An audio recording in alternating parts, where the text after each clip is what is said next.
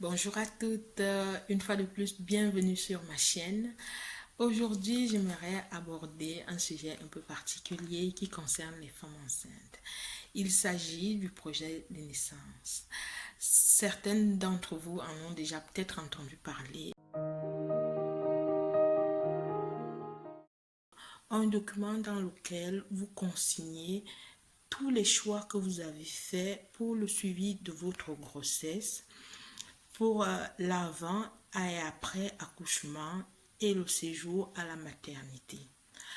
En fait, l'intérêt de ce projet de naissance sera de participer de façon active à votre accouchement parce qu'il permettra non seulement d'avoir une bonne communication avec l'équipe soignante, mais au moins vous saurez ce qui va se passer ou ce qui peut se passer le jour J.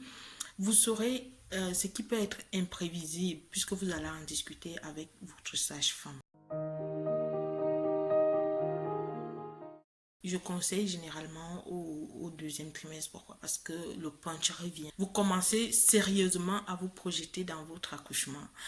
Et alors, au départ, qu'est-ce que vous devez faire?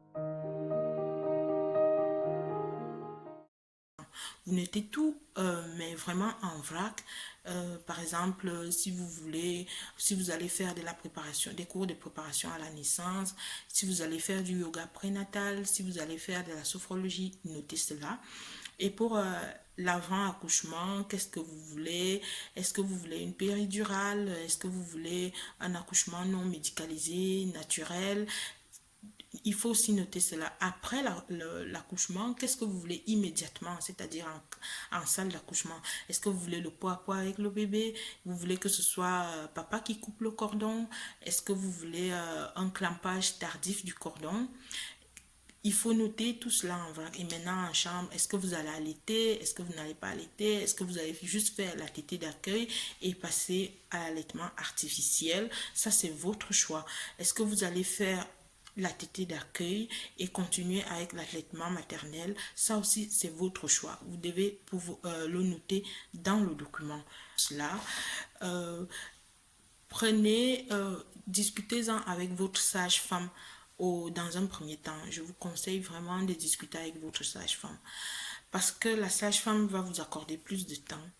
Et maintenant, si la sage-femme fait partie de la clinique où vous allez accoucher, où travaille aussi votre gynécologue, c'est bien de montrer aussi le projet de naissance au gynécologue.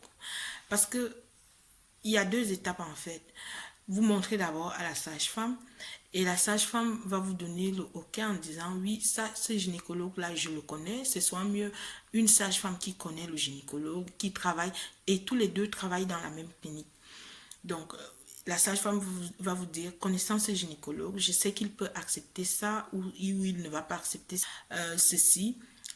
Donc, vous présentez le projet de naissance au gynécologue et le gynécologue va vous dire s'il est d'accord ou pas. Parce qu'il ne faut pas l'oublier, un projet de naissance n'est pas fait pour aller imposer à la maternité ce que vous voulez pour votre accouchement. Il faut qu'il soit en adéquation avec les pratiques de la maternité. Parce que si, par exemple, vous avez demandé à récupérer le cordon, le placenta, alors que ça ne se fait pas dans la maternité, ben, vous serez peut-être frustré le jour J parce qu'on ne pourra pas vous donner le placenta.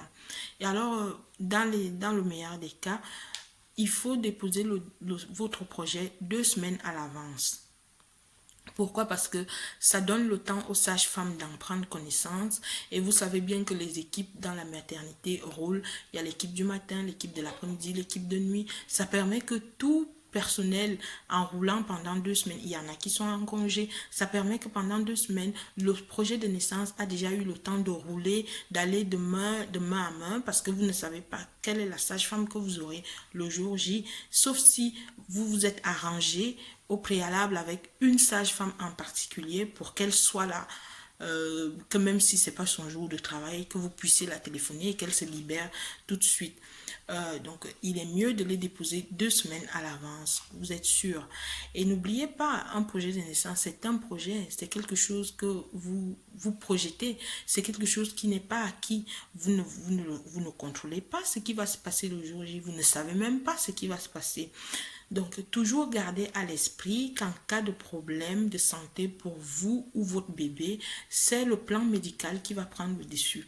Donc, peut-être tous les points de votre projet de naissance ne seront pas respectés, mais contentez-vous du petit peu qui sera respecté. Pourquoi? Parce que euh, tout ne peut pas être réussi dans l'idéal. Dans la plupart des cas, nous idéalisons beaucoup notre accouchement, nous imaginons des contractions de courte durée et un accouchement qui vient en 30 minutes. Chez certaines femmes, ça va exactement se passer comme ça, chez d'autres, pas. Donc, il faut quand même garder ça dans un coin de sa tête. Si vous avez des questions, n'hésitez pas à me les poser en commentaire plus bas. J'y répondrai volontiers. Cliquez sur le pouce vers le haut si vous avez aimé ma vidéo. Partagez et abonnez-vous à ma chaîne car de belles choses arrivent. Au revoir, ciao ciao, à la prochaine.